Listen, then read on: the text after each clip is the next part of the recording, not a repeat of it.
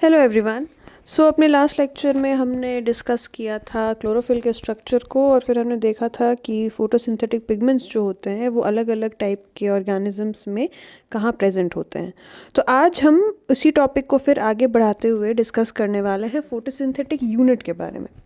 Photosynthetic unit जो है इसकी आइडिया प्रपोज किया था Robert Emerson and William Arnold ने इन 1932 and basically they explain that many chlorophyll molecules will act as a unit which is known as photosynthetic unit for producing one molecule of oxygen per 8 photons absorbed। तो जैसा कि हमने पहले discuss किया था कि जो लाइट रिएक्शन होता है उसमें ऑक्सीजन का इवोल्यूशन होता है प्लस एटीपी का भी रिलीज होता है फोटोसिंथेसिस में।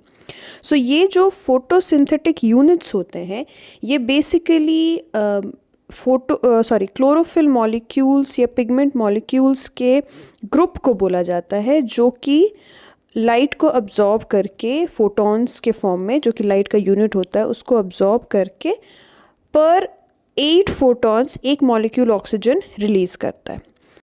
तो आप ये डायग्राम देख सकते हैं, इसमें हमने दिखाया है कि ये ग्रुप है क्लोरोफिल मॉलिक्यूल्स का और फोटोन जो है वो एक मॉलिक्यूल अब्जॉर्ब करता है और फिर उस फोटोन को फिर जो लाइट एनर्जी रादर जो होती है उसको ट्रांसफ़र किया जाता है एक मॉलिक्यूल से दूसरे मॉलिक्यूल में until it will reach the specialized chlorophyll जिसको कि हम रिएक्शन सेंटर बोलते हैं।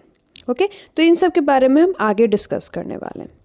अब बात करते हैं पिगमेंट सिस्टम्स की। पिगमेंट सिस्टम्स एक तरीके का आप बोल सकते हैं मॉलिक्यूलर मशीनरी बोल सकते हैं आप, जिसमें कि पिगमेंट मॉलिक्यूल्स जो होते हैं उनको प्रोटीन के साथ बाइंड किया जाता है and these pigment protein complexes are called pigment systems और फोटो सिस्टम्स। जो PS1 या PS2 जो हम जनरली जानते हैं फोटोसिंथेसिस में वो इन्हीं चीज़ों के लिए यूज़ करते हैं। दो कंपोनेंट्स होते हैं इन पिगमेंट सिस्टम्स में, एक फोटोकेमिकल रिएक्शन सेंटर और दूसरा होता है एंटीना कॉम्प्लेक्स।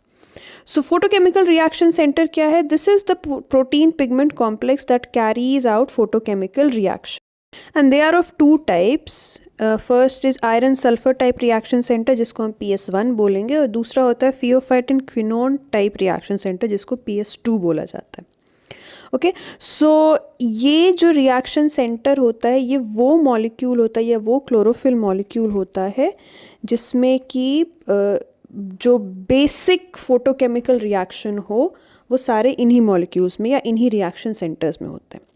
और दूसरा जो कंपोनेंट होता है पिगमेंट सिस्टम का दैट इज एंटीना कॉम्प्लेक्स और लाइट हार्वेस्टिंग कॉम्प्लेक्स और LHC। Now LHC consists of a number of distinct pigment protein complexes and it has two components again, core or inner antenna and peripheral or outer antenna.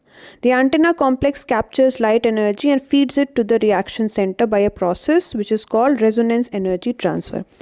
Basically जैसे TV में antenna वगैरह होता है हमारे घरों में जो सिग्नल को कैच करता है, उसी तरीके से ये जो एंटेना मॉलिक्यूल्स होते हैं एंटेना कॉम्प्लेक्सेस या लाइट हार्वेस्टिंग कॉम्प्लेक्स में ये सोलर एनर्जी को कैप्चर करके उसको एक मॉलिक्यूल से दूसरे मॉलिक्यूल में रेजोनेंस एनर्जी ट्रांसफ़र के थ्रू पास ऑन करते हैं और फाइनली उसको रिएक्शन सेंटर में पहुंचाते हैं जहां पर जो मेजर फोटोकेमिकल रिएक्शन है वो सारी चीज़ें होती हैं। अब ये दो टाइप का होता है, या हम बोल सकते हैं कि इसके दो कंपोनेंट्स हैं। जो अंदर वाले मॉलिक्यूल्स होते हैं उनको कोर और इनर एंटेना बोला जाता है और जो बाहर वाले मॉलिक्यूल्स होते हैं वो उनको पेरिफेरल और आउटर एंटेना बोला जाता है। ये दोनों कंपोनेंट्स फोटोकेमिकल रिएक्शन सेंटर और एंटीना कॉम्प्लेक्स या लाइट हार्वेस्टिंग कॉम्प्लेक्स ये दोनों मिलाकर पिगमेंट सिस्टम बनाते हैं PS1 एंड PS2। अब बात करें अगर हम लाइट रिएक्शन और कार्बन फिक्सेशन रिएक्शन की, जिसके बारे में हम शुरू से ही डिस्कस कर रहे हैं।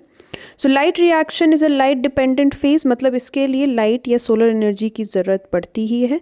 And carbon fixation reactions are light independent. Light reactions जो होते हैं they occur in the grana of chloroplast and carbon fixation reactions occur in the stroma. मतलब ग्राना हो गया वो जो थाइलाकॉइड के स्टैक्स थे वहाँ पर लाइट रिएक्शन होगा और जो वो मैट्रिक्स था जिसको स्ट्रोमा हम बोलते हैं वहाँ पे कार्बन फिक्सेशन रिएक्शंस होते हैं।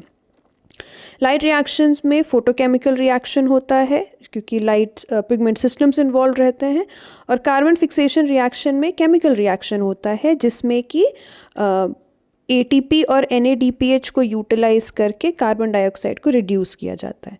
सो यहाँ लाइट रिएक्शन में ATP NADPH formation will occur and carbon fixation reaction में ATP एंड NADPH को यूटिलाइज किया जाता है.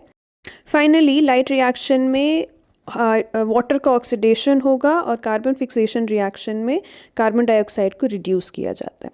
So these are the basic differences between light reaction and carbon fixation reactions. और अब हम आगे के लेक्चर्स में इन सारे रिएक्शंस को वन बाय वन डिस्कस करेंगे. सो अभी तक हमने सारे कंपोनेंट स्टडी कर लिए, जो चीज़ें ज़रूरत होती हैं फोटोसिंथेसिस के लिए वो सारी चीज़ें हमने देख ली. तो अब हम इसके मॉलिक्यूलर एस्पेक्ट में जाएंगे और अब हम देखेंगे कि क्या क्या रिएक्शंस होती हैं, कौन कौन से प्रोसेसेस होते हैं और किन प्रोसेसेस में ATP का रिलीज़ होता है, ATP का यूटिलाइजेशन होता है, कार्बन डाइऑक्साइड को फिक्स करते हैं.